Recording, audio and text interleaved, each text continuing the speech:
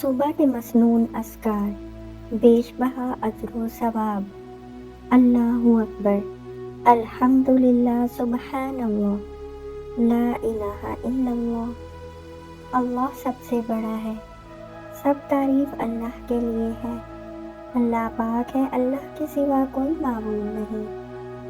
حضرت ابو امامہ سے مروی ہے کہ نبی کریم صلی اللہ علیہ وآلہ وسلم نے ارشاد فرمایا، میرے نزدیک طلوع آفتاب کے وقت اللہ کا ذکر کرنا، اللہ اکبر کہنا، الحمدللہ، لا الہ الا اللہ اور سبحان اللہ کہنا اولاد اسماعیل علیہ السلام میں سے 4 غلام آزاد کرنے سے زیادہ بہتر ہے۔ اسی طرح نماز عصر سے غروب آفتاب تک اللہ کا ذکر کرنا میرے نزدیک اولاد اسماعیل میں سے اتنے غلام آزاد کرنے سے زیادہ بہتر ہے۔ پورا دن شیطان سے حفاظت۔ آیت الکرسی، اللہ لا الہ الا هو الحی القیوم، لا تأخذہ سنۃ ولا نوم، لہ ما فی السماوات وما فی الارض، من ذا الذی یشفع عندہ الا بإذنہ، یعلم ما بین ایدیہم وما خلفہم ولا یحیطون بشیء من علمہ الا بما شاء، وسع کرسیہ السماوات والارض ولا یؤودہ حفظہما وہو العلی العظیم۔ ترجمہ، اللہ وہ ذات ہے کہ اس کے سوا کوئی معبود نہیں، ہمیشہ زندہ رہنے والا ہے، تمام مخلوق کا سنبھالنے والا ہے، نہ اس کو اونگ دبا سکتی ہے نہ نیند۔ اسی کے مملوک ہیں سب، جو کچھ بھی آسمانوں میں موجودات ہیں اور جو کچھ زمین میں ہے۔ ایسا کون شخص ہے جو اس کے پاس کسی کی سفارش کر سکے بدون اس کی اجازت کے؟ وہ جانتا ہے ان موجودات کے تمام حاضر اور غائب حالات کو، اور وہ موجودات اس کے معلومات سے کسی چیز کو اپنے علم کے احاطہ میں نہیں لا سکتے، مگر جس قدر علم دینا وہی چاہے۔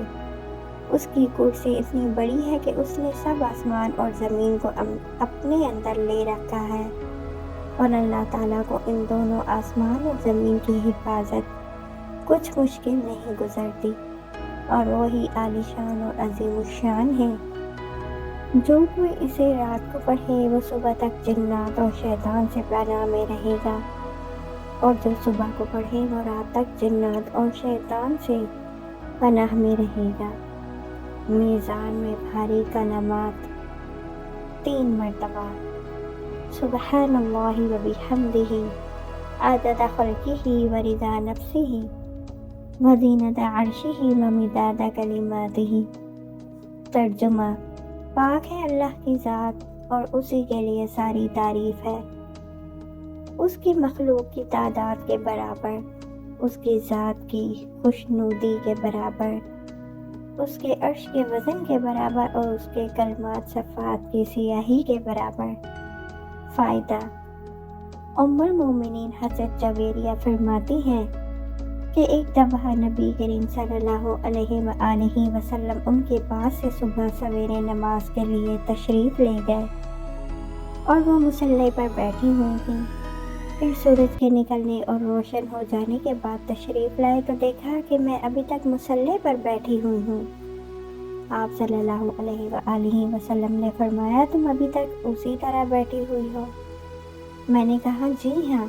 آپ نے ارشاد فرمایا، میں نے تمہارے پاس سے جانے کے بعد 4 کلمات 3 مرتبہ کہے ہیں، اگر ان کو تمہارے آج کے تمام اذکار کے مقابلے میں وزن کیا جائے تو وہ کلمات بھاری ہو جائیں گے۔ ناگہانی آفات اور نقصان سے بچاؤ 3 مرتبہ، بسم اللہ الذی لا یضر مع اسمہ شیء فی الارض ولا فی السماء وہو السمیع العلیم۔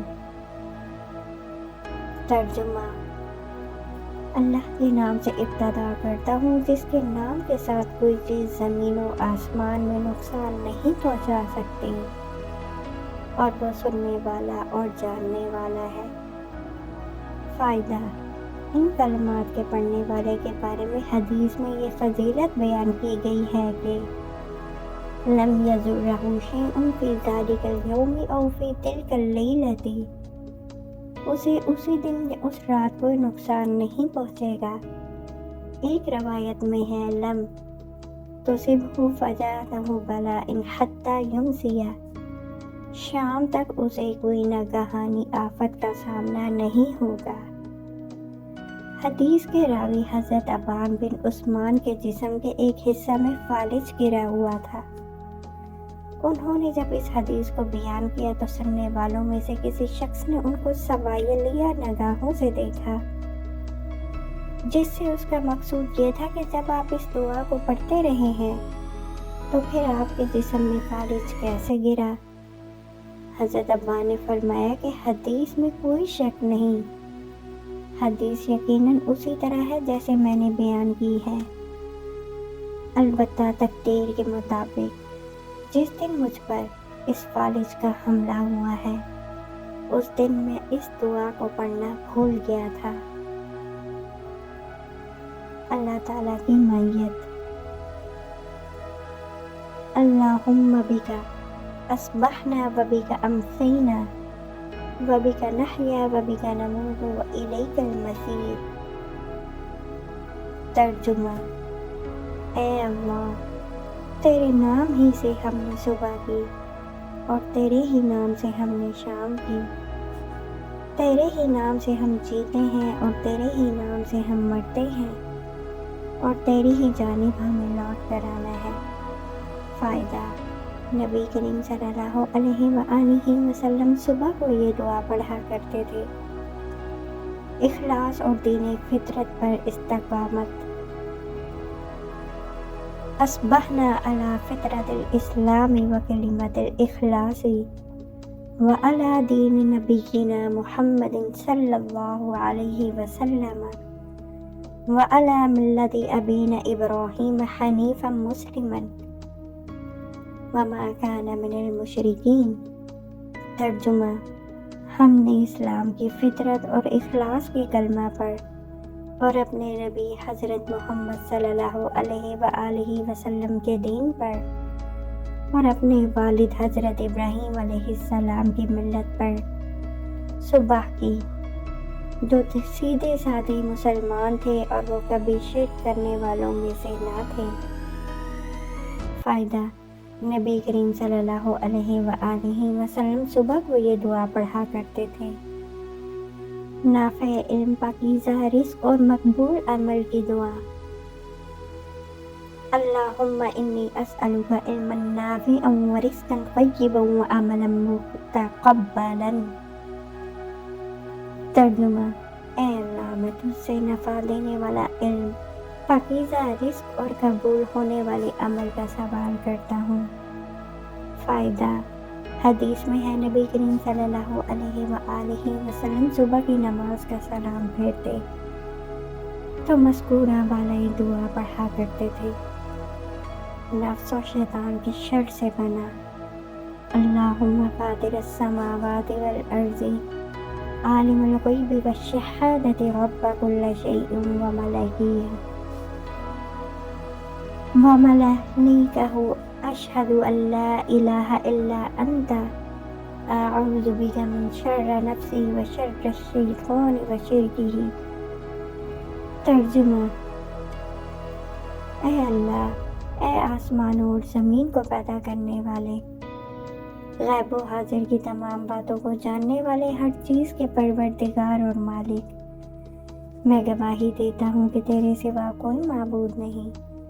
میں تیری پناہ میں آتا ہوں اپنے نفس کے شر سے اور شیطان کے شر اور اس کے شرک میں مبتلا کرنے سے۔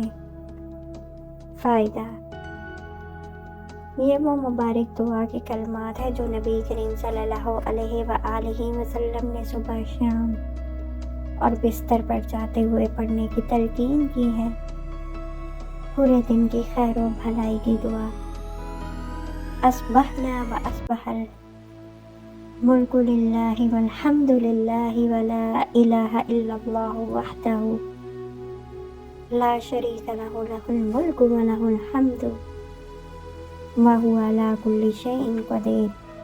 أسألك خير هذا اليوم وخير ما بعده، وأعوذ بك من شر هذا اليوم وشر ما بعده، وأعوذ بك من الكسل وسوء الكبر، وأعوذ بك من عذاب النار وعذاب القبر۔ ترجمہ: ہم نے اور ساری سلطنت نے اللہ کے لیے صبح کی، اور اللہ کے لیے ساری تعریفیں ہیں، اور اللہ کے سوا کوئی معبود نہیں۔ وہ اکیلا ہے، اس کا کوئی شریک نہیں، اسی کے لیے بادشاہت ہے اور اسی کے لیے ساری تعریف ہے، اور وہ ہر چیز پر قدرت رکھتا ہے۔ اے اللہ، میں تجھ سے اس دن کی اور اس کے بعد آنے والے دنوں کی خیر و بھلائی کا سوال کرتا ہوں، اور میں اس دن اور اس کے بعد آنے والے دنوں کے شر سے تیری پناہ چاہتا ہوں، اور میں سستی، برے بڑھاپے سے تیری پناہ چاہتا ہوں، اور میں جہنم کے اور قبر کے عذاب سے تیری پناہ چاہتا ہوں۔ فائدہ: نبی کریم صلی اللہ علیہ وآلہ وسلم صبح کا یہ دعا پڑھا کرتے تھے۔